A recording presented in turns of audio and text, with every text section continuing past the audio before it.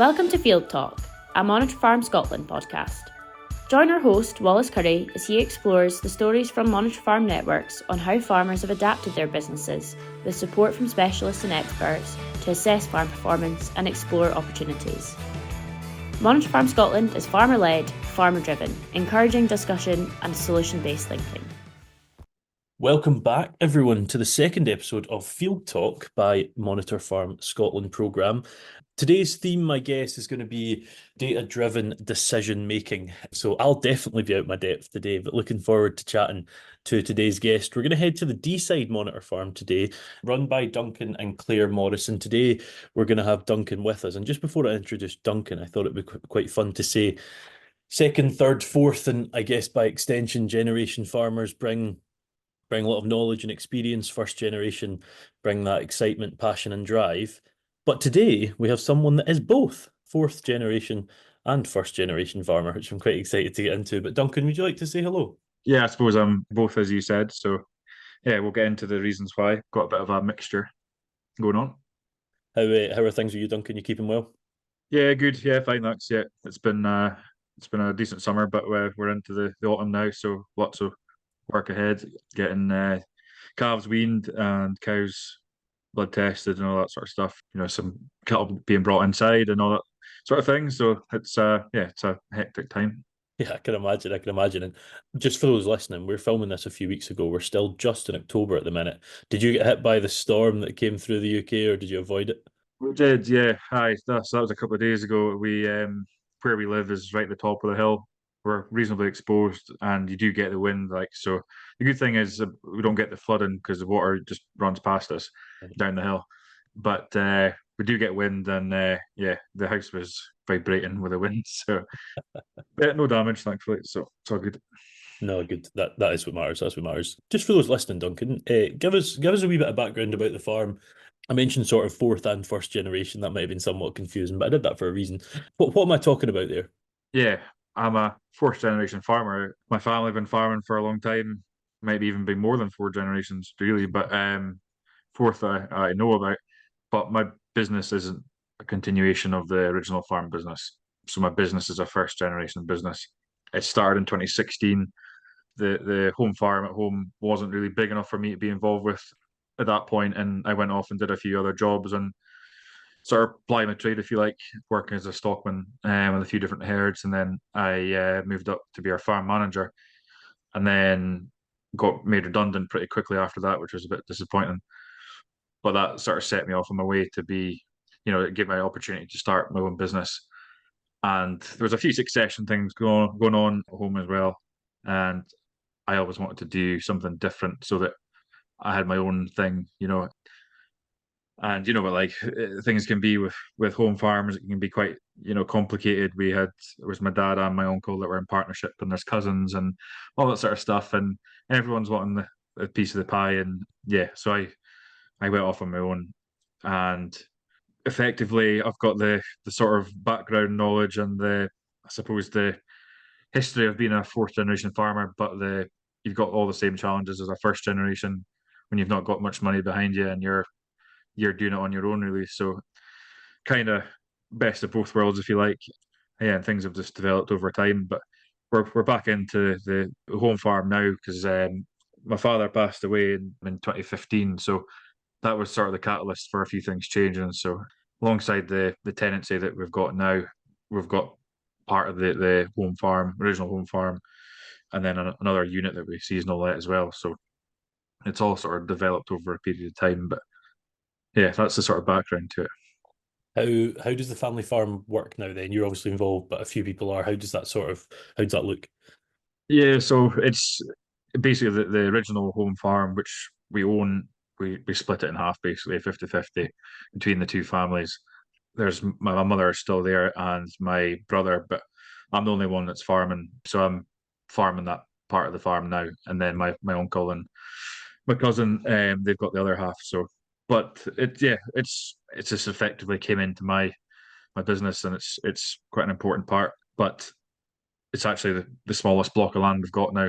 So it's an important part of the business, but it's not our main base anymore. Our main base is elsewhere. So, but it's the best land we've got. So the two rented pieces of land that we have, or particularly the one where we live here, it's quite an upland farm, runs up to 1,000 feet. It's it's what I'd call a perfect cow farm. Yeah. You're not going to be growing tatties on it. It's beef and sheep country, but it's where cows belong, in my opinion. But the block that we have at home, it's very good quality land, so it's where we do a lot of finishing and growing a stock, and it's a kinder place. Just before we jump onto the spot that you and Claire run yourselves, give us a wee bit about the stock that are on the home farm, I guess. A wee bit about, you mentioned about size, but what size is it as well? Just a wee bit of idea on that side of things. Yeah, so like the bit of ground that we have there is about 110 acres there that we own, and then we rent about tenancy of about 266 acres roughly, taking on another 40 acres this year. It was originally 226, and then there's another 230, 240 roughly that we take on a seasonal basis there. So there's sort of three units, and they're 20 miles apart from end to end, basically, with the middle one being in the middle. So there's a wee bit of logistical challenges there, but essentially we've got two cow herds now. That the original cow herd was the one that I started myself, which resides here at Meikle Maldron. But we've got a second herd that came on after being in business maybe 3 or 4 years. We actually originally leased. So it was one of the guys that I used to work for when I was a student at college years and years ago. We still kept in touch, and he offered me the opportunity to lease the herd and work together to sort of transfer ownership over time, because he was looking to basically exit farming, or do it over a period of time. And I was trying to get in and expand and push on. So it was a match made in heaven, I suppose. So yeah, so that's how we've got sort of two herds that run, and then the block that we own is the best piece of land, and that's where we do our finishing cattle and our growing cattle. So we've basically got two cow herds that feed that one place to grow, if that makes sense. What breeds are these, Duncan? A few, or focused on one?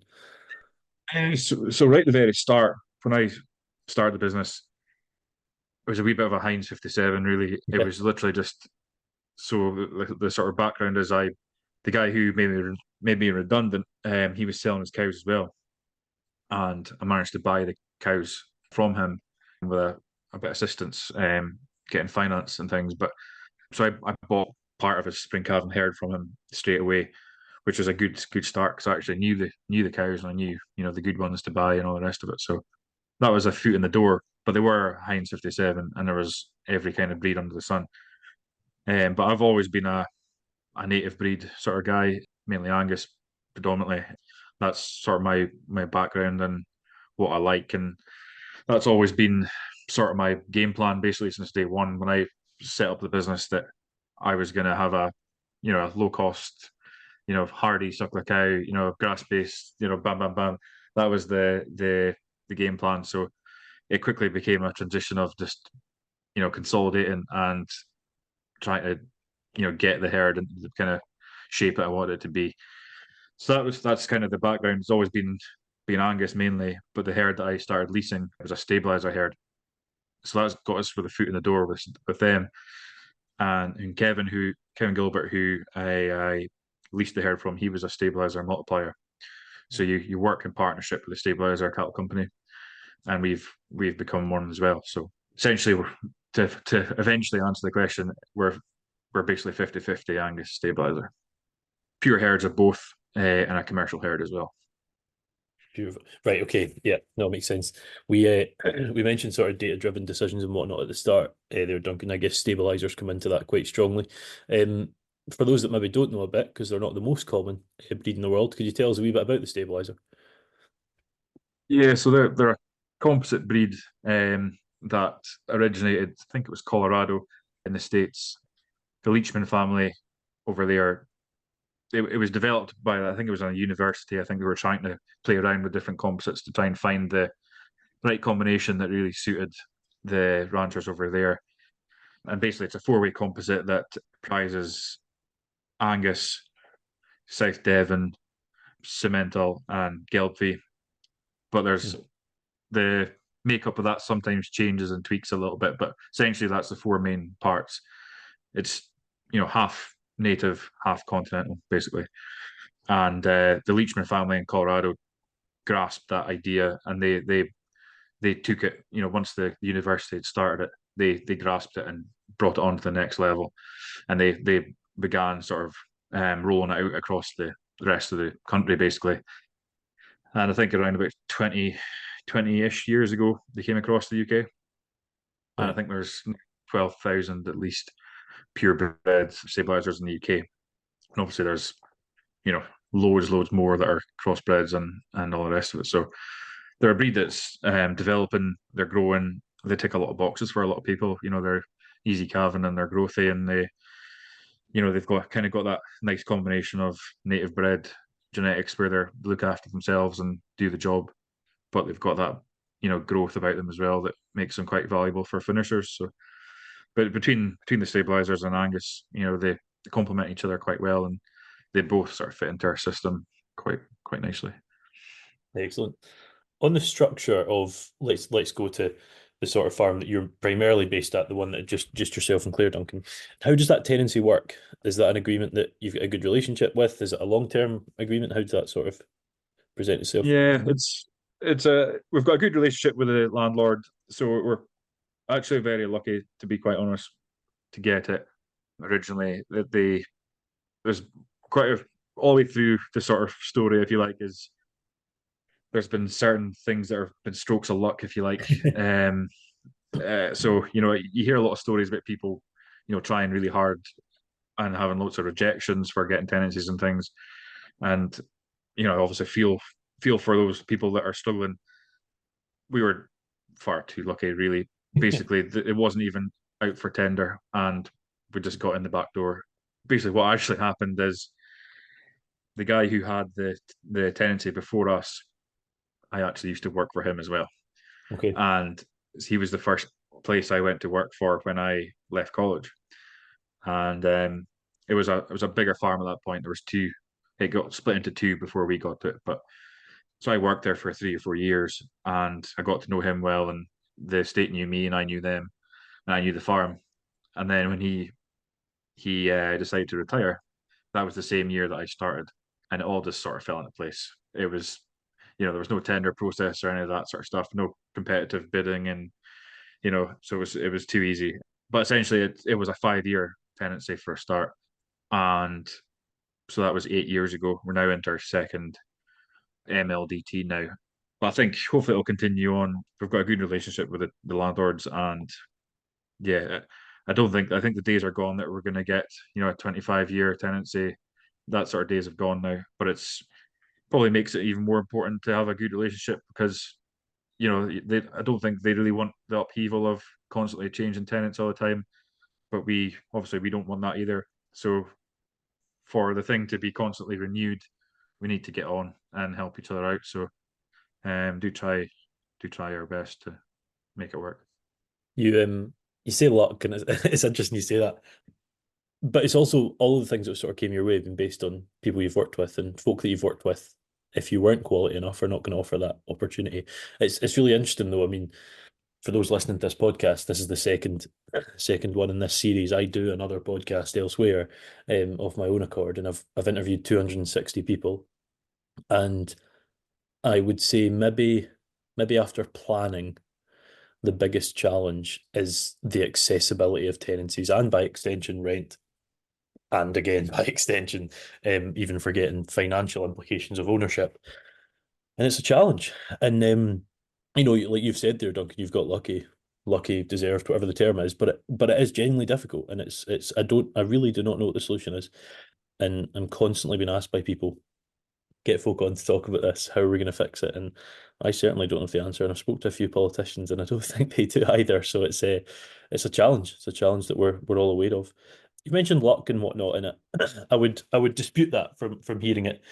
But one question I've definitely got for you, Duncan, I'm sure a few folk listening do as well, is you've got this business at home. Now you've said it wouldn't have been able to sort of hold yourself and the rest of the family, and I totally understand that. But there's a lot of people that would want to get into farming that would just continue doing that, stay in their lane sort of, and and continue on with the own farm. But you've bucked that trend, you went against it, you've jumped outside, you've built your own business, be that working, as salaried stockman and continuing on then taking on this tenancy itself. Was there a fear with that, or did it just sort of come naturally? It's funny because I think as I've grown a bit older, I'm now a parent, I'm a husband. Like, I wouldn't say fear, but you're a lot more cautious. Yeah. Back then, I'm 34 now, but back I was 25. You could have told me not to run off a cliff and I would have done it. No matter how many people told me not to do things, I just did it anyway. If I wanted to do it, I did it. Now I listen to people a bit more, and I think I would find it harder. If I was to start now, I would have found it a lot harder because I'd have to consider things a lot more. You've got more people depending on you, that sort of thing. Whereas at that point, I wanted to do it and I did it. So the fear wasn't there at that point. To be honest, I had no fear. I suppose just before I started, I just came back from New Zealand, which is the second time I've been there, and I'd done a lot of research, and I really liked what they did over there, and I was kind of inspired, and I could see the pieces of the puzzle fall into place where I just thought, the world's changing and the cattle industry's changing, the input costs are rising, and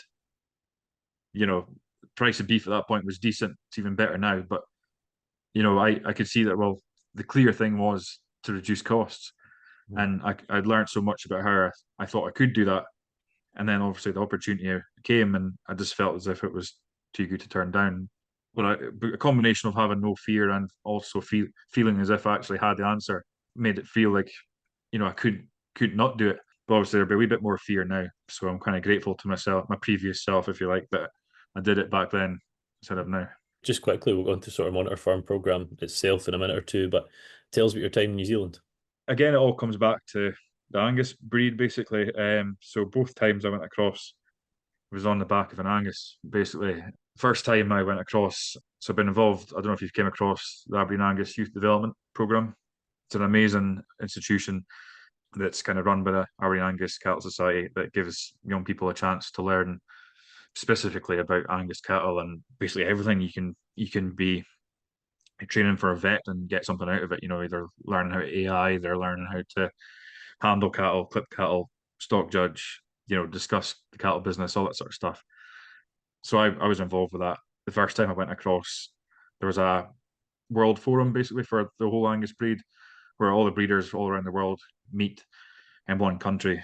And in 2013, it was in New Zealand, and there was a youth competition where you were competing against all the other youth breeders all around the world. So I was part of the team that represented the UK.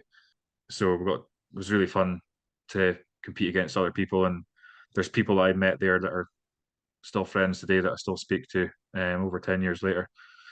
And yeah, might even do business with them maybe at a later date. And, they're now in their 30s now, running ranches and studs and things across the world. So it's really cool to see how everyone's done. Later on, the second time I went across, I actually won the UK competition in 2014 to study Angus cattle anywhere in the world that you want, and you obviously get the travel funded. And I decided to go back to New Zealand again because I loved what I saw so much, and I felt as if it was really relevant to this country as well. So I managed to get a chance to spend about a month there, hired a car, just drove from north to south and stopped in as many herds as I could, and met some cool people and saw some good things, and just loved it, like, basically. Very modest about all that. Congratulations, that's brilliant. I've came across a lot of, just speaking to various folk, various sort of breed society youth development programs, and they're brilliant. Angus, Hereford, I can't 3 or 4, but for some reason I've lost the names of the other ones that are involved. But yeah, just a brilliant thing. It really does. It gets folk involved at not young age, but it's given the folk that are starting to sort of show interest in it a really good chance on a global stage. And obviously, it wasn't just a chance for you.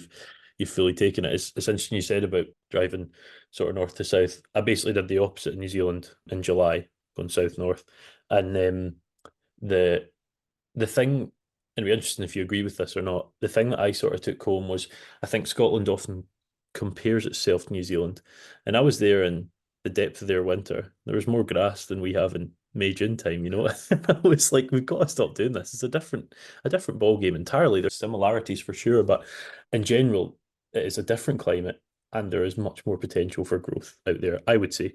I don't know if you'd agree or disagree with that. Yeah, I think basically you can't compare the North Island to the UK at all. Very true. I Yeah. think you can compare the Deep South to, yeah, it's probably more like parts of England. And if there was a part of New Zealand that was even further south, that would be where Scotland would be. So in terms of climate, I mean, there's probably not many countries in the world that are anywhere near what we have, but it's probably the closest you could get. Maybe parts of Eastern America or Canada, maybe, but comparable. People are the same. We're similar people, Very true. um, similar types of systems where you can have a conversation with people and you know exactly what they mean, and there's a lot of things you can learn from them. But yeah, you can't compare. They're not apples with apples. Maybe apples with pears. Maybe it's close, but not quite. I mean, we were there in late July into August, and everyone had lemons in their garden. And I was North Island, don't get me wrong, but yeah, mental. Let's chat Monitor Farm program, Duncan. So, first off, why? Why did you get involved? Basically, I suppose the main reason is because I just wanted to get better, and I've always kind of been pretty driven. Just wanted to improve the business, and just felt as if it was a good chance to do that, basically. And yeah, in previous programs that there've been, it was sort of before my time, being really involved with the farm and things, or maybe didn't the location wasn't really close enough or whatever, and never really quite got enough out of it previous years. Whereas this time, I just thought, well, maybe if that's the case, maybe we should just do it ourselves. And I felt as if we had enough going on that might be interesting for other people to come to us. They would learn something from us, maybe. And I suppose just coming off the back of COVID and things, really quite missed having farm meetings and things to go to. So yeah, I thought, well, let's just go for it ourselves. So yeah. Yeah, well, that's it. I mean, you're so right about the COVID and farm meeting things. I didn't realize just how bad that was. I think in some cases as well, like, meetings, whoever they're with, is such a large part of, yeah, maybe not at your age, Duncan, but a lot of the farming community's social life in general. So yeah, I totally get that. I was a bit the same in fairness. How has it gone so far? Are you quite happy with how things are going? Is it been valuable? Yeah, very much so. Like it's at the beginning of the process, we sort of recruited, if you like, a management group where we obviously got a group of people that were close to us who were able to, be part of our board of directors, almost if you like, to help steer the direction. And it's just been really cool actually having a group of people that you can bounce ideas off straight away, who are actually within the body of the kirk, if you like, or just they're just at the end of the phone, or you can send a WhatsApp or an email, and even that in itself, even if we didn't have any open meetings and there was nothing else happening, just literally having that group of people, discussing stuff and comparing notes is just really, really valuable. And that's been brilliant, to be honest. But obviously, the whole point of the monitor farm is to have open meetings and to open your doors to everyone else as well. So we've had a couple of meetings or open meetings since the start, and yeah, they've been really good. It's quite a stressful thing, I suppose, just having people come, and just see if it works and all, I suppose. And yeah, it takes a wee bit of getting over just literally opening up yourself for scrutiny, I suppose. Once you get over that sort of hump, yeah, it's quite exciting. And yeah, the first thing is fear, and then once you get over that, it's then excitement, and you're kind of looking forward to chatting to people and learning. And obviously, there's there's a lot of good speakers that come to our visits as well. So like it's an opportunity for us to learn too. So yeah, it's been really good fun actually. You mentioned scrutiny there. Was that a fear or does that actually come with it? Is it bringing up conversations and sort of positive conversations for the most part? I suppose it's I'm quite, well, maybe single-minded or whatever. I don't know if it's a positive or negative, but like you if you're going a certain direction and you don't tell anyone, you just do it on your own. That's all well and good because you've only got yourself to blame, or you don't need to convince anyone else. You just do it yourself. But once you've got 100 people there analyzing every single thing you've done for the last 6 months, yeah, it makes you a bit more humble because you've got to explain what you're doing. You can't just do it. So just purely having to explain what you do makes you think, is it the right thing to be doing, or how would I be able to explain this in 6 months' time when people come around to visit again? So it probably improves your thought process a wee bit when you know that people are going to be going over it. It's a healthy process, isn't it? Like it's making you think deeper about things, and like you just having more pairs of eyes looking at things can give you some good valuable sort of ideas as well. So not everyone can think of every single idea. Sometimes you just got to cherry pick what other people say and try and make the best of it. Yeah, I think accountability in the short term is always frustrating and annoying, but in the long term, it's normally worthwhile. It's very frustrating at first, I always feel, but when it's coming from the right people, which in this sort of environment it is, it's normally worthwhile down the line. We mentioned New Zealand there, Duncan, and I had a really good chat with, let's see if I can get the name, Dr. Craig Trotter, who is actively involved in Pharmax, and I believe you've been using that. How long have you been using that for? What is that, and what results have you found from it? Yeah, so it's a computer program basically that we've been using for probably about 2 years now, or nearly 2 years. I've known about it for a long, long time. I actually, when I went to New Zealand nearly, well, 10 years ago, no, 8 years ago, I'd went to learn about it then, and I knew that was something that basically forage-based systems, pasture kind of systems. It was a really useful tool. So basically, it's a computer program that you can use to do feed budgeting, forecasting. You can do gross margin analysis on it. Yeah, you can basically, it's all about business planning. Um, learning about the capabilities of your farm. Like you can enter pasture measurements into it, and then it can do forecasting where you're sort of learning about whether your stock densities are correct, where you're feeding, and all that sort of stuff. Where instead of just going by eye and realizing in October that you're short of grass, you're forecasting ahead in July. You're wading in grass, and you think, yeah, I'm going to have loads, but you've probably still not got enough, or instead of cutting 10 acres, you cut 5, for silage or something. It's all about just matching supply and demand, and really just trying to make the best use of your farm, of learning about your farm, and then learning about how you can make best use of it. And it's a absolute minefield in a good way. It's not the sort of thing you could just download on your phone and it just works. It's all on a laptop or your computer. You need to sit down and concentrate and get it right. But it's so valuable because I don't know if you've come across Doug Avery. He's a very well-known farmer from New Zealand. He goes on. I'm not going to quote him directly, but he goes on about £10 an hour jobs, £20 an hour jobs, and £50 an hour jobs. And he recounts a story from his son who thinks he's got $100,000 an hour job doing Pharmax because there was a time and they've got a big business, which it's all relevant but relative. But basically they realized that they did a large quantity of spare grass, and they went out and bought like 400 or 500 cattle that they didn't realize that they needed, turned them over, and basically that trade made them $100,000. But it was an hour's worth of work and Pharmax that made them realize that was the case. But people who didn't use Pharmax, who were just going by eye, they were about a month or two later before they'd realised they had extra grass. And by that time, the price of cattle had changed and the whole thing was different. So it's all about taking advantage of opportunities and just, understanding your business. So I'm not expected to make £100,000 in an hour, but if I could make 1,000, I'd be pretty chuffed. But yeah, so we've been using it for a couple of years. It was a thing that kicked off as part of the Monitor Farm. It was a thing that was recommended to us when we did our whole farm plan right at the very beginning. So yeah, so we kicked off and used Poppy Freighter from SAC, who helped us set it up.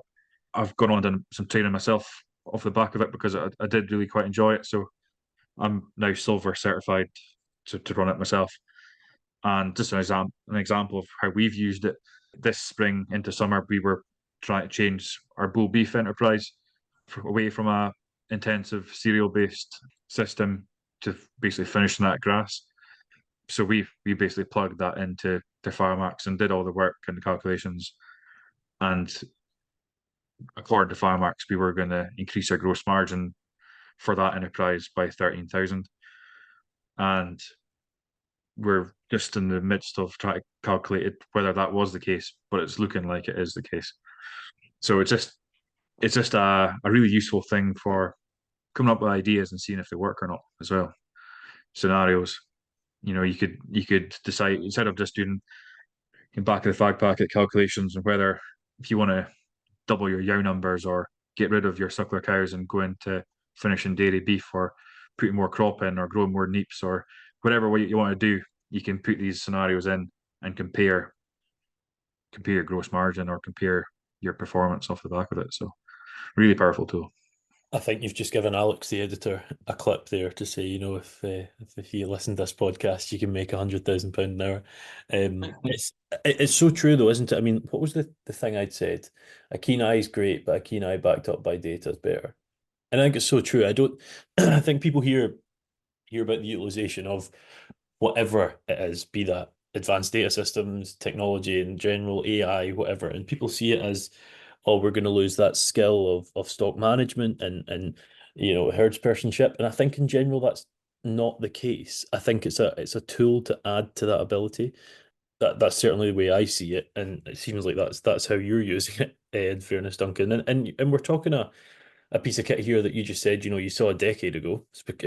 Over time through updates, it's becoming a more and more sophisticated system. These things at first are always a nightmare. Right? You pop them in and you're suddenly making 26,000 per animal or something like that. But with the time that's went into that, and we spoke to Craig a bit about that out there, that they're creating this robust system now. It's taken time. These things don't happen overnight. So no, it's quite interesting. And I was going to ask, just before we get on to sort of that transition from sort of intensive finish into grass, once you started using Farmax, is there anything that was happening on the farm that you realised, oh, I thought this was good, but in truth, we should really be shifting elsewhere? I guess maybe that intensive to grass finishing is one, but is there anything else that jumps out? Well, that's basically the way that the business has grown. We've taken on pieces of land because it was a good opportunity to take on. And then you end up becoming a wee bit understocked. And then you compare notes with other people who are fully stocked. You think, oh man, okay, we probably could do with more stock. But then you speak to them in October and they've got no grass. And you think, okay, maybe it's you that's overstocked and I'm okay.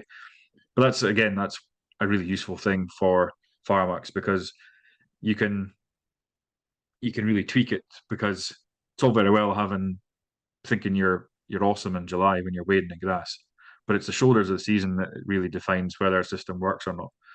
So, if you really tailor your system to suit those times, it doesn't really matter about the middle. So basically, I know that we're understocked in some of our areas for various reasons, but it'll give us confidence to stock the farms right, so that we're not just going gung ho.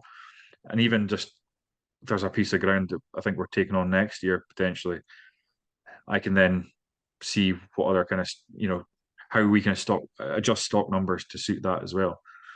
It's just really useful just for comparing things, and sometimes it might come out that there's a few different ways that you can make the same amount of money, and it's just what suits you as well. So I think the banks quite like it as well.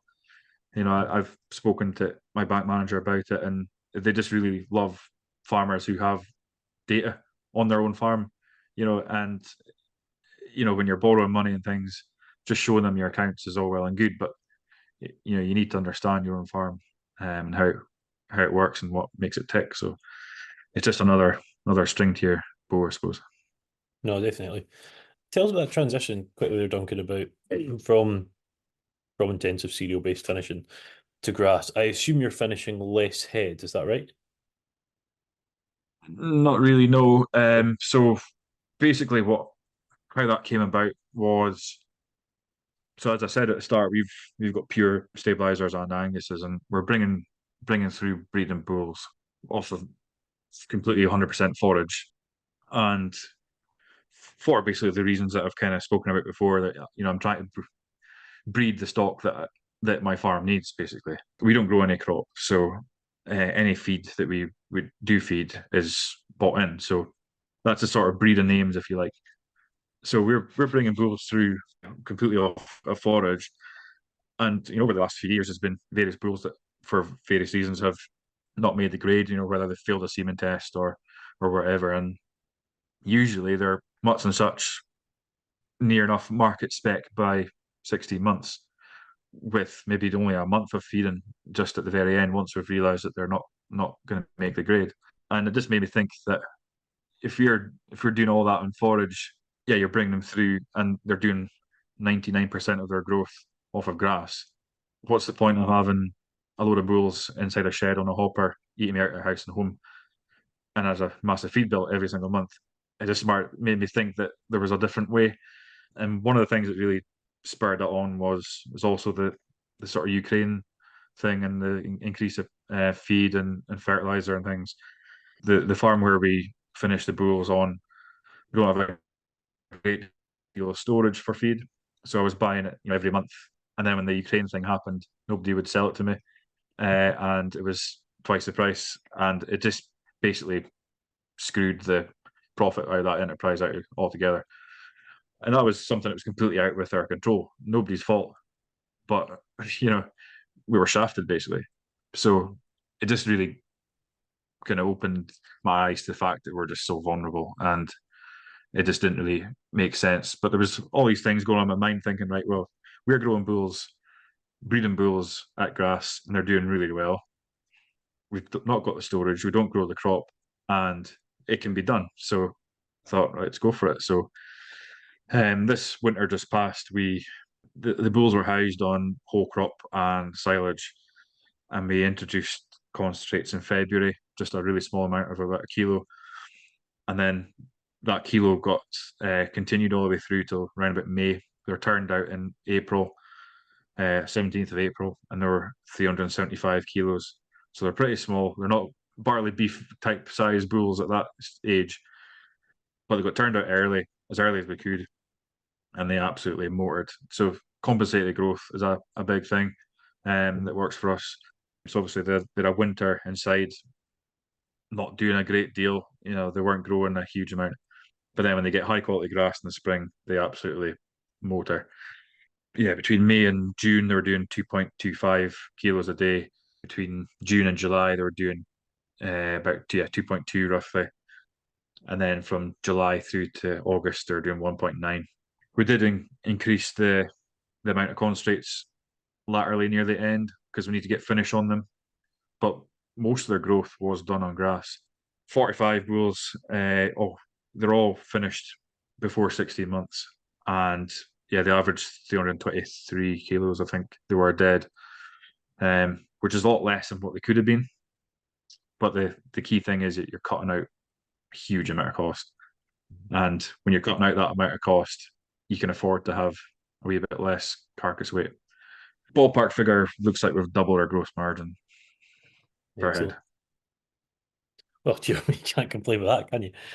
It sounds like things are going well, Duncan. If I was to ask you what's next for the business, both the tenancy side and the own business at home, what would you say? To be honest, I think probably I wouldn't mind consolidating for a wee while. There's been a lot of change. There's been a lot of not turmoil, that wouldn't be the word, but probably just a lot of flying by the seat of the pants sometimes at times. I wouldn't mind just settling down a little bit.